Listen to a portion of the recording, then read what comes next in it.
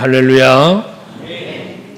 우리가 3주에 걸쳐서 계속 성부, 성자, 성령 하나님에 대한 바른 인식과 그리고 그 암과 더불어 확신을 가지고 신앙생활을 하자라는 의미에서 첫째는 성부 하나님에 대한 확신, 그리고 두 번째 지난주에는 예수 그리스도에 대한 확신, 그리고 오늘 세 번째로 성령에 대한 확신을 우리가 가져야 되겠다. 그러기 위해서 먼저 알아야 되겠지요. 오늘 본문을 통해서 성령께서 우리에게 하시는 일이 무엇인지를 한번 살펴보는 귀한 시간이 될 수 있기를 원합니다. 오늘 본문 3절 말씀에 보면 찬송하리로다 하나님과 우리 주 예수 그리스도의 아버지께서 성부 하나님을 말하는데요. 그리스도 예수 안에서 하늘에 속한 모든 신령한 복을 우리에게 주셨다라고 말씀을 합니다. 여기 세 가지를 말하는데 첫째 그리스도 안에서, 둘째 하늘에 속한, 셋째 신령한 복이라고 말씀을 합니다. 여기서 핵심 메시지는 신령한 복이라고 말할 수 있겠는데 이 신령한 복은 과연 어떤 복이냐? 이거는 바로 그리스도 안에 있는 복이라는 거예요. 그럼 그리스도 안에 있다라고 말하는 것은 무엇이냐? 그리스도 안에 있다는 것은 어떤 공간이나 초서적 개념이 아니고요. 예수 그리스도 안에 있다는 말은 예수 그리스도와 한 몸이 되었다, 연합체가 되었다, 유기체가 되었다라고 하는 이러한 것을 의미합니다. 그래서 우리가 연초부터 한동안 교회론에 대한 말씀을 금년에 묵상하셨던 것처럼 우리 모두는 머리 대신 예수 그리스도를 중심으로 한 몸을 이루었다고 그랬잖아요. 그것을 말하는 거예요. 그리스도 안에 있다는 것은 어떤 공간이나 초소가 아닌 예수와 우리가 한 몸을 이루었다, 그런 의미로 받아들이시면 되는 거다 말씀입니다. 그러면 그리스도 안에 주어진, 그 그리스도 안에 내가 예수와 하나 되어진 것이 곧 뭐다? 신령한 복이라는 거예요. 그 왜 신령한 복이라고 했을까? 이 복은 하늘에 속한 복이기 때문에 그렇다는 거예요. 우리가 복이라는 단어를 생각하면 먼저 떠오르는 게 여러분 무엇이 있을까요? 여러분 복을 받으세요 하고 복을 이야기하면 가장 먼저 떠오르는 단어, 것들을 이야기한다면 아마도 많은 분들이 복하면 떠오르는 건 돈, 재물과 연결시켜 많이 생각을 할 것입니다. 세상 사는 데 있어서 가치가 있으니까요. 또 그 힘이 있으니까요. 복하면 돈으로 직결되어 생각하는 경우가 많습니다. 또 다른 건 뭐 건강, 명예, 권세 등을 이야기할 수 있겠습니다. 그러나 그 복은 무슨 복? 땅에 속한 복입니다. 육신에 속한 복이죠. 근데 이 그리스도 안에서 우리가 신령한 복을 받았다는 이 복은 하늘에 속한 복이다. 하늘의 소망을 갖고 살게 하신 하나님의 은혜라고 말씀할 수 있다는 것입니다. 그래서 이런 신령한 복, 하늘에 속한 복을 하나님께서 우리에게 주시는데 이 복을 어떻게 주시는가? 성령을 통하여 우리에게 주신다는 거예요. 사도 베드로는 이를 통해서 하나님 말씀하셨는데 베드로전서 1장 12절 말씀에 보면 우리가 섬긴 바라는 건 뭐냐면 예수 그리스도께서 십자가에 죽으신 걸 말하는 거예요. 그래서 인자가 온 것은 섬김을 받으려 함이 아니요 도리어 섬기려 함이다 라는 말씀하신 이 섬김, 그것은 그 십자가의 대속 제물로 죽으신 걸 말하잖아요. 이처럼 이 섬긴 바가 자기를 위한 것이 아니고 너희를 위한 것이라는 거죠. 근데 이 너희를 위한 것인데 그것을 계시로 알게 되었다는 것입니다. 그 예수께서 십자가에 달려 죽으신 것은 나를 위한 것이라는 사실을 어떻게 알게 됐다? 계시로 알게 됐다는 거예요. 근데 이 계시로 알게 됐는데 이것은, 즉 계시로 알게 된 것은 하늘로부터 보내신 성령을 힘입어 복음을 전하는 자들로 이제 너희에게 알릴 것이요 라고 말합니다. 그러니까 결국 하늘에 속한 이 신령한 복은 성령을 통하여 우리에게 계시를 통하여 알게 해주셨다는 거거든요. 이 계시가 뭐예요? 말씀이잖아요. 그래서 디모데후서 3장 16절 말씀에 보면 모든 성경은 뭐에? 하나님의 감동으로 되었다. 그 하나님의 감동이 바로 성령의 감동이에요.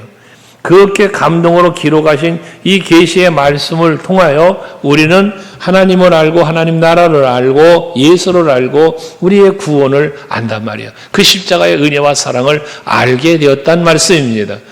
그래서 성령을 힘입어서 기록했고 그 말씀을 복음을 전하는 그런 선지자들 사도들을 통하여 우리가 예수를 알고 하나님을 알고 신령한 복을 받게 되었음을 말씀하고 있다는 것이에요. 그런데 이렇게 성령으로 인하여 우리에게 준 신령한 복을 말씀한 것처럼 이 사도행전 2장 38절의 말씀에 보면 성령에 대하여 베드로 사도를 통하여 말씀한 게 뭐냐면 선물이라고 표현을 했어요. 선물. 이 사람들이 복음을 전하는 베드로가 전하는 말씀을 듣고 마음에 찔렸다고 그랬잖아요. 지난주에 우리가 묵상했던 말씀이기도 한데요.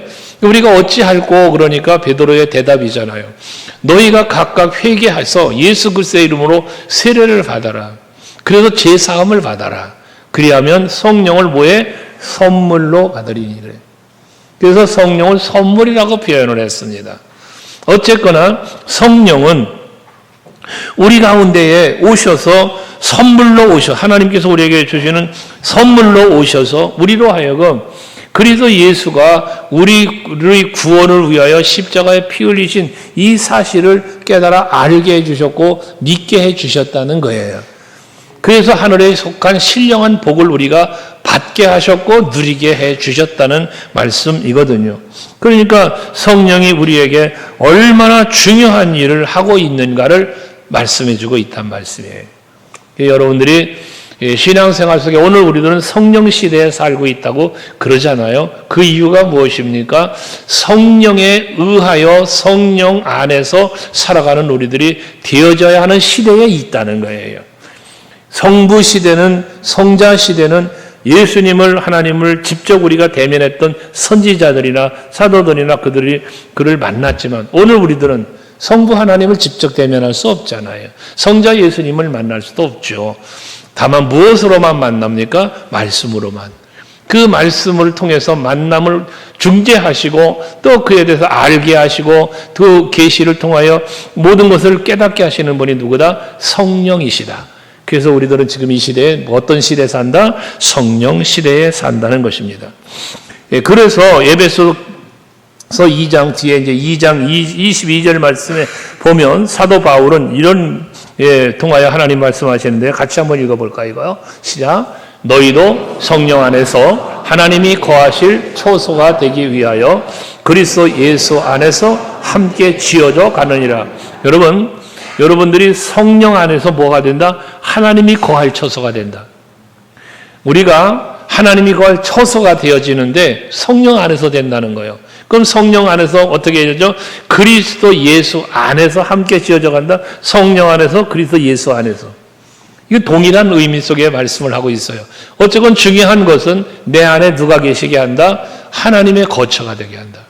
여기서 말하는 하나님의 성부 하나님의 의미도 있겠지만 성령 안에서 예수 안에서 함께 말씀하고 있기 때문에 삼위일체의 하나님이 내 안에 계심을 말씀하고 있다는 것이에요.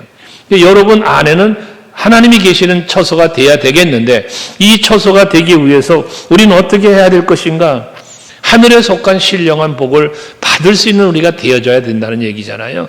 그러기 위해서 우리는 뭐에? 내 안에 도사리고 있는 제약된 요소들, 어둠의 세력들을 물리치워야 된다는 거예요. 그래서 우리 마음속에 찾아 들어오는 자신의 교만이나 허영심, 악함, 거짓, 위선 이 모든 것들을 다 버려야 되는 거예요. 아까 사도행전 2장 38절 말했지만 회개하여 제사함을 받아라 그러잖아. 회개한다는 것은 곧 내 안에 있는 죄를 하나님 앞에 고백하며 이 죄를 버리는 거예요. 그때 성령이 내 안에 계신다는 거거든요.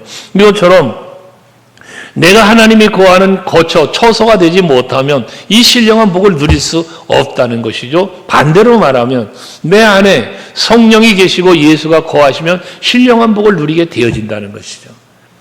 우리 소강교회 성도 여러분들은 이제 성령이 안에 계시고 예수의 영이 내 안에 있어서 그로 말미암아 우리가 많은 하늘에 속한 신령한 복을 예수 안에서 더불어 누릴 수 있는 여러분 모두 되시기를 주님의 이름으로 축원합니다. 근데 이 성령이 우리는 성령을 받는다, 성령의 임재를 간혹 이야기하는데요. 이 성령의 임재는 일시적이면 안 된다는 거예요. 우리가 성령을 충만을 말하는데요. 이 충만이라는 것은 일시적인 걸 말하는 게 아니고 성령이 충만한 상태를 유지해 가는 것을 성령 충만이라고 말할 수 있는 겁니다. 그래서 여러분에게 성령 충만에 관한 말씀을 여러 차례 드렸지만 성령 충만이라고 하는 것은 가득하게 채운다는 개념이 아니라고 그랬죠.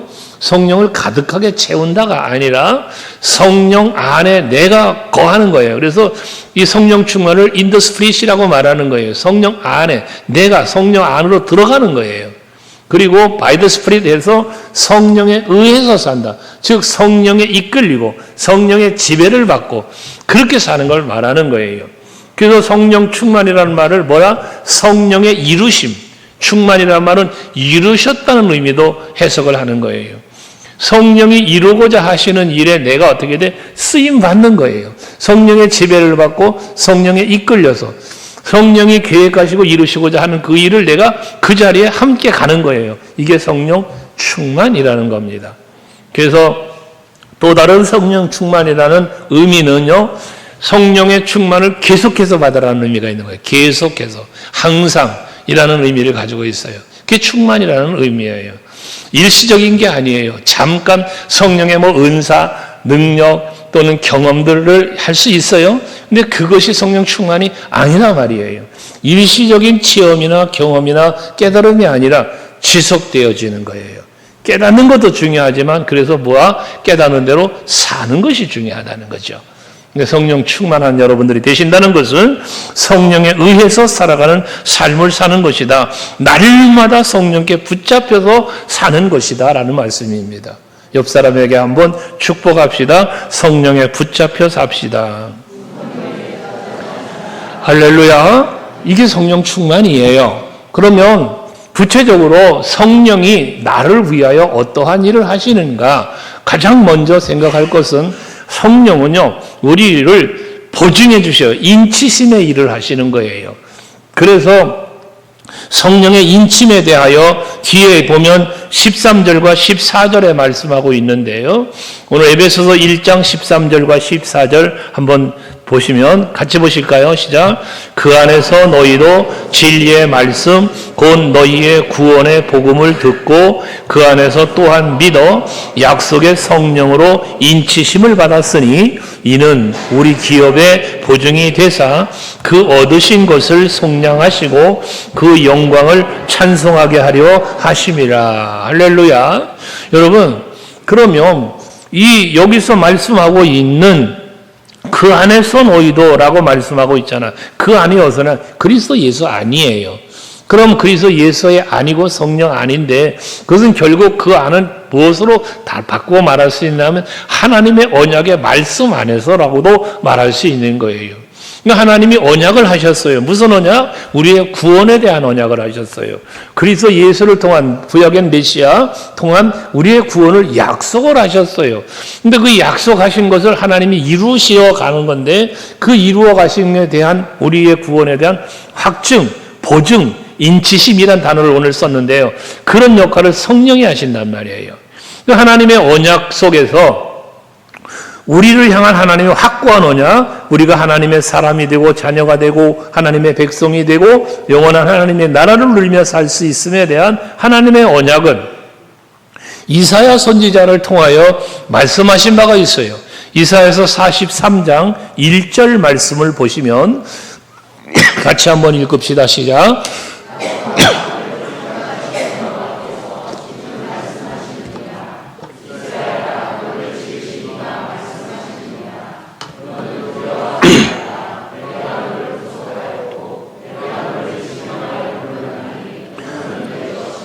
내가 너를 구속하였다. 이 구속, 내가 너를 구속했는데 이 구속하심을 위해서 예수 십자가에 죽으신 거예요. 내가 너를 지명하여 불렀다는 것은 여러분 개인적인 구원을 말하는 거예요. 이 손가락 지자예요. 지명. 각자 한 사람 한 사람을 하나님이 지명하여 불러서 여러분을 택하셨다는 거예요. 부르셨다는 거예요. 그래서 뭐야? 너는 내 것이다. 이건 뭘 말합니까? 하나님의 소유됨을 말하는 거예요. 여러분들은 하나님의 소유예요. 하나님의 것이에요. 기분 나쁘신가요, 혹시? 내가 하나님의 것이라고 그러면 기분 나빠? 아니죠? 하나님이 내 거. 이거야 기분 좋은 거 아니야? 내가 하나님의 것이 된 게 복인 줄로 믿으시길 바랍니다. 하나님이 책임져 주시는 거예요. 하나님이 보호하고 지켜주시는 거예요. 그게 하나님의 것이에요. 근데 그 하나님의 것인데 이 하나님의 것 중에 얼마나 많아. 모든 만물이 다 하나님의 것인데요. 모든 창조된 만물이 다 하나님의 것이에요. 그런데 말입니다. 지명하여 부르신 여러분, 내 것이라고 말씀한 여러분들을 일컬어 이사야서 43장 4절 말씀에 보면 기가 막혀요, 여러분. 한번 같이 읽어요. 시작. 네가 내 눈에 보배롭고 존귀하며 내가 너를 사랑하였은즉 내가 내 대신 사람들을 내어주며 백성들이 내 생명을 대신하리니. 할렐루야. 하나님이 여러분을 보실 때에 하나님의 눈에 여러분이 눈으로 하나님이 보실 때 여러분 보배롭대. 아멘 안 돼? 보배롭대. 존귀하대. 사랑하셨대. 그 보배롭고 존귀하고 사랑하시기 때문에 뭐 했어요? 하나님 본인이신데 육신의 몸을 입고 이 땅에 오셔서 여러분 나 위하여 십자가를 지신 거예요. 그 지신 거로 끝난 게 아니라 성령으로 이 사실을 우리에게 알게 하시고 믿게 하시고 보증해 주셨다는 거예요. 인쳐 주셨다는 것이거든요. 여러분 특별히 이 앞에 우리 13절 본문에 와서 13절 14절을 읽은 것처럼 약속의 성령으로 인치심을 받았다고 말씀하지 않습니까? 이게 우리에게 주시는 신령한 거예요. 그 인쳤다는 건 뭐냐? 우리가 흔히 알 수 있는 도장 찍었다고 말이야. 도장을 찍었다. 그 짐승들을 사면 과거에 여러분 서부 영화 같은 거 보면 보잖아요. 말이나 소나 이렇게 사면 뭐에 낙인 이렇게 찍잖아요. 인도 불 지져가지고 이렇게 찍잖아요. 내 거라고 말이야, 내 거. 그러니까 성령의 인치심과 보증하심이라는 것은 여러분들이 하나님의 것이 되었다라고 하는 하나님의 소유가 되었다는 확증이에요, 확증. 이걸 그 하나님, 성령을 통해서 하나님은 이것을 하셨다는 것입니다. 그래서 앞에 말한 것처럼 여러분들은 성령의 인치심으로 확실하게 하나님의 것이 되었어. 그 여러분, 그 성령의 인치심으로 인하여 구원의 확신, 또 그 영원성, 불변성, 이 모든 것들이 우리에게는 보증되어지는 거예요. 여러분의 구원은요, 이따 사라지는 게 아니에요. 영원한 거예요. 불변성이에요. 그러니까 이게 성령의 인치심 속에서 여러분들에게 베풀어진 은혜라는 것입니다. 에베소서 4장 30절 말씀 한번 또 읽을까요? 같이 시작. 하나님의 성령을 근심하게 하지 말라. 그 안에서 너희가 구원의 날까지 인치심을 받았느니라. 여기 구원의 날까지라는 게 뭐예요? 주님 다시 오시는 날이에요. 여러분 우리가 주님 앞에 서는 날이에요. 그날까지 하나님의 인치심, 보증하심이 이어진다는 것입니다. 영원한 거예요. 고린도후서 1장 21절과 22절도 마찬가지예요. 거기도 보면 그리스도 안에서 굳건하게 하신다. 우리에게 기름을 부으셨다. 또 이르면서 우리에게 인치시고 보증으로 우리 마음에 성령을 주셨다라고 말하는 거예요. 그래서 여러분 약속의 성령으로 인침을 받은 구원의 불변성, 영원성, 이 모든 것들을 여러분들이 확실하게 믿으시고 그 믿음을 갖고 오늘 6절에 말하는 것처럼 그 은혜의 영광을 찬송하게 하려는 것이라고 말한 것처럼 여러분들 늘 감사하며 찬송하며 살아가는 여러분 되시기 바랍니다. 예수님 덕분에 행복합니다. 할렐루야죠? 그리고 성령은 이렇게 인치심과 더불어서 무엇 하시느냐? 인치심과 더불어 깨닫게 하시는 일을 해. 깨닫게 하시는 일.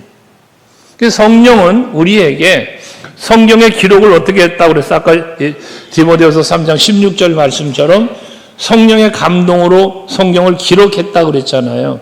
근데 성령이 감동하여 하나님의 계시의 말씀을 기록한 것으로만 끝난 게 아니라 거기서 멈추는 게 아니라 오늘 예수를 믿고 택함받아 지명하여 부름을 받은 우리들에게 그 사실을 깨닫게 하시는 일을 성령이 하신다는 거예요. 그래서 여러분들이 항상 성경을 개인적으로 읽으실 때에나 또한 말씀을 이렇게 예배 가운데 듣게 되어지실 때에 하나님 앞에 늘 기도해야 되는 것은 성령이여 임하셔서 하나님의 계시의 이 말씀을 잘 깨달아 알게 하옵소서.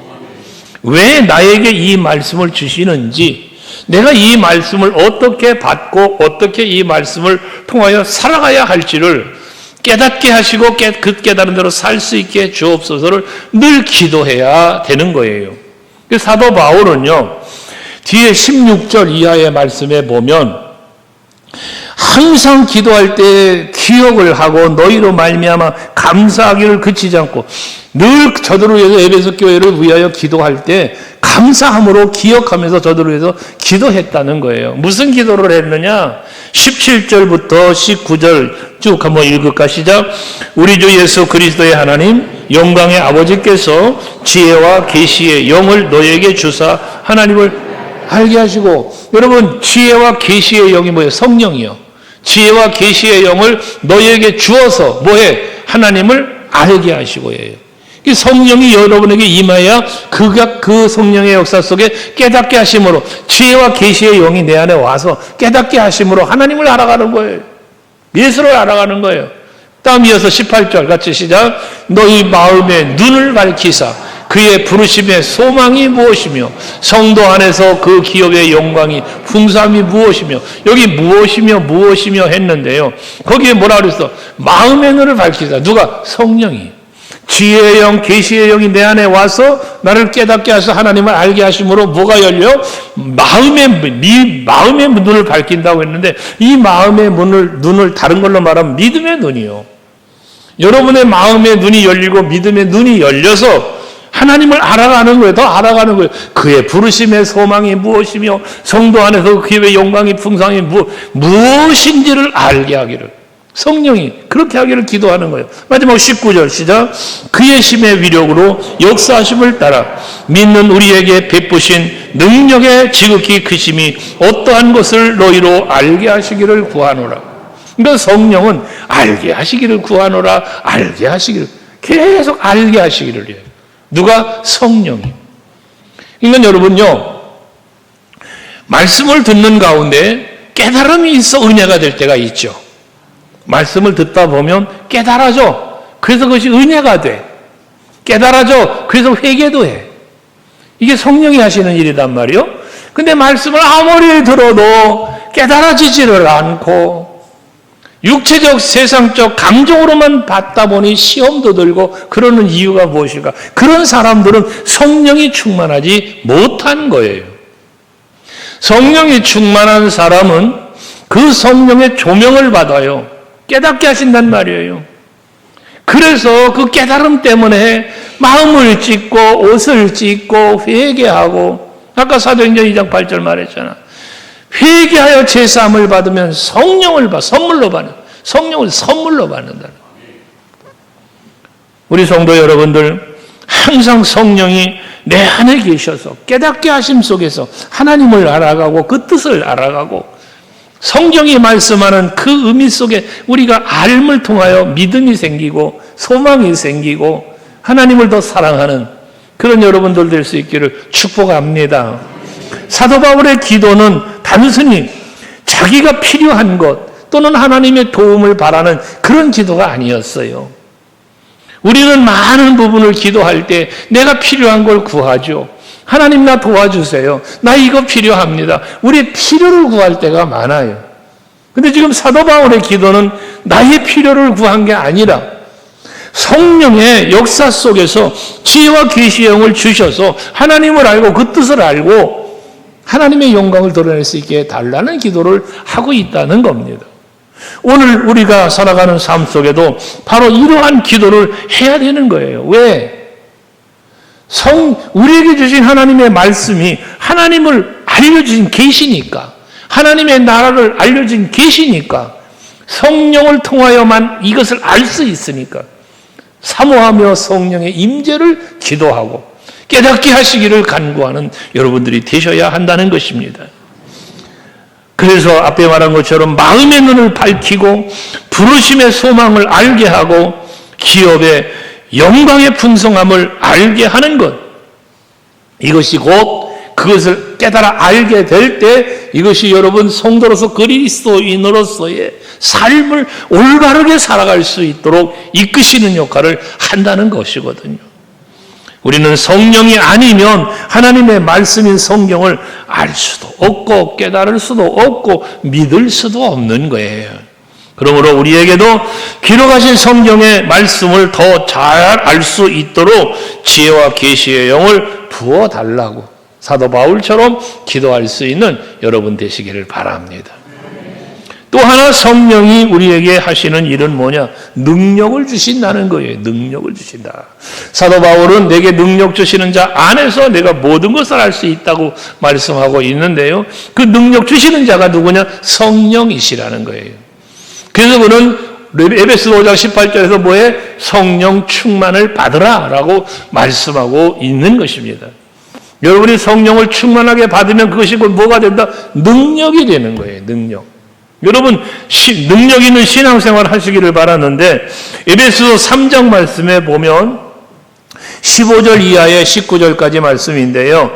바울의 기도를 또 말하고 있어요. 거기 보면 16절부터 보시면 그의 영광의 풍성함을 따라 그의 성령으로 말미암아 그러잖아. 성령으로 말미암아. 그 다음 뭐라 그랬어요? 같이 너희 속사람의 능력으로 건강하게 하시고, 여러분의 속사람을 강력한 힘을 갖게 해달라는 거예요. 누가? 성령에 의해서.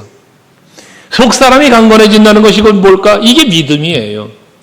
여러분의 속사람, 여러분의 영이에요. 영.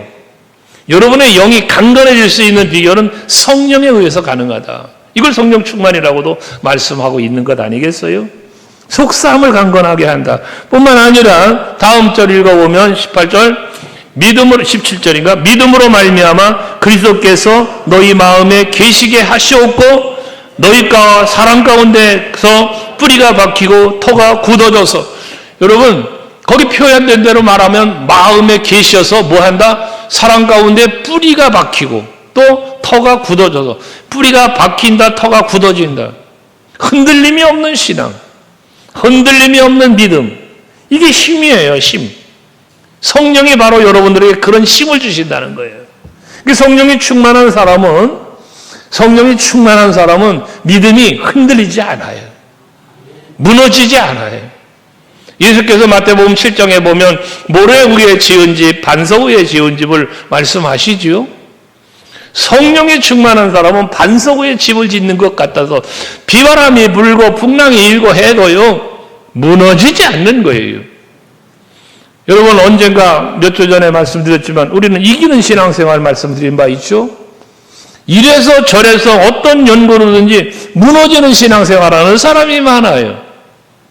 우리 서강교회 성도 여러분들은 무너지는 신앙이 아니라, 흔들리는 신앙이 아니라 언제나 굳건한 뿌리가 믿음 안에 말씀 안에 박혀있는 그런 신앙으로 승리하는 신앙, 이기는 신앙생활 할 수 있는 여러분 되시기를 바랍니다. 그래서 에베소 3장 19절 마지막 한번 읽어볼까요? 시작. 그 너비와 길이와 높이와 깊이가 어떠함을 깨달아 하나님의 모든 충만하신 것으로 너희에게 충만하게 하시기를 구하노라. 할렐루야. 거기 표현된 대로 너비, 길이, 높이, 깊이, 이거 뭘 말하는 겁니까? 우리의 믿음이 그렇게 넓게, 높게, 길게, 깊게 뿌리 내릴 것을 말하는 거잖아요. 이것이 역시 흔들림이 없는 신앙을 말씀하고 있는 것입니다. 성령은 사람의 중심 깊숙한 곳에, 우리 심령 깊숙한 곳에 임재해서 전인적으로 변화를 시켜주는데 그것이 속사람의 변화라는 거예요. 여러분, 그게 신령한 복을 받은 성도예요. 여러분의 속사람이 강건해지면 그 믿음이 굳건해지는 거고 세상 것에 흔들리지 않는 것이거든요. 그래서 우리가 마음의 성령이 임함으로 말미암아 우리는 우리의 인격, 성품, 이 모든 것들이 변화가 일어나는 거예요. 변화가. 그 변화가 온전하게 일어나려니까 무엇으로만 가능하냐? 성령으로만 가능하다는 것이죠. 성령이 아니면 안 되는 거예요. 그래서 로마서 8장에서 7장에 보면 그 자기 자신에 대한 고백을 하잖아요. 그 자신에도 두 개의 자아가 싸우고 있다고. 오라 나는 권고한 사람이라고 그런 고백하지 않습니까? 근데 그러한 권고한 나를 하나님의 은혜 가운데서 내가 믿음 안에서 굳게 잡아주는 일을 하는 게 누구다? 성령이라는 거예요. 로마서 8장에서 이 부분을 많이 말씀하는데 우리 많이 묵상했던 말씀 중에 하나죠. 로마서 8장 5절 6절. 여러분 한번 생각해 보시면 이게 성령의 사람이냐 육신의 사람이냐가 판단나는 걸 말하는 거잖아요. 같이 시작. 육신을 따르는 자는 육신의 일을, 영을 따르는 자는 영의 일을 생각한다. 여러분, 육신을 따른다, 영을 따른다가 뭐예요? 육신을 따른다는 건 육신의 생각으로, 육신의 판단으로, 지식으로 살아가는 거예요. 영을 따른다는 건 뭐예요? 성령 충만이에요, 이게. 그러니까 육신을 따라가는 사람은, 육신에 매어 사는 사람은 육신의 일만 생각하게 되고, 성령을 따라가는 사람, 성령이 충만한 사람은 영의 일을 생각한다는 것이죠. 그럼 다음 절을 보면요, 6절에 보면 육신의 생각은 뭐요? 사망이요. 영의 생각은 뭐요? 생명과 평안이라는 거예요. 그러면 여기서 말하는 영의 생각은 성령 충만 받은 사람, 성령이 주는 생각 속에 사는 사람이니까 여러분 생명과 평안이다. 이거 우리에게 꼭 필요한 거잖아요. 우리가 추구하는 거잖아요. 이걸 성령에 의해서 우리에게 주어진다는 사실을 말씀하고 있는 것입니다. 여러분께 성령 충만 받으시면요 사는 역사가 일어납니다. 육신에 매여 살면 날마다 죽는 일만 일어납니다. 육신에 매여 사는 사람은 평안이 없어요. 늘 불안하고 두렵고 근심하고 좌절낙심하고 불평하며 사는 거예요. 그런데 성령이 충만하면 평안해. 늘 행복해요. 늘 기뻐요. 예수님 덕분에 행복해진다니까요.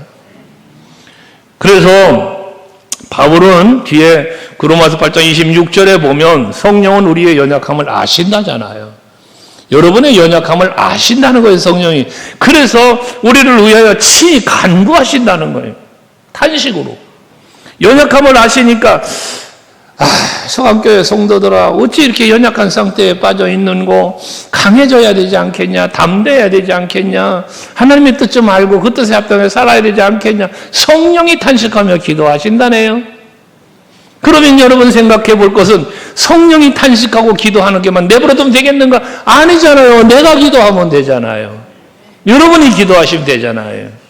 그러면 성령이 일하시면서 여러분 강하고 담대한 승리의 삶을 살게 해 주실 것이니까 말입니다. 그래서 여러분 한 가지 기억해야 할 것은 로마서 8장 28절 말씀인데요. 저는 이 말씀 참 신학교를 공부하고 교회를 개척하기 전에 삼각산 기도원에 올라가서 기도할 때 하나님이 주신 응답의 메시지예요, 이 말씀이. 전 그때부터 지금까지도 이 말씀을 늘 마음에 묵상하며 사역을 감당하고 있는 것인데요. 이 말씀을 묵상할 때마다 저는 힘이 생겨요. 두려움이 사라집니다. 여러분 한번 같이 읽어볼까요? 시작.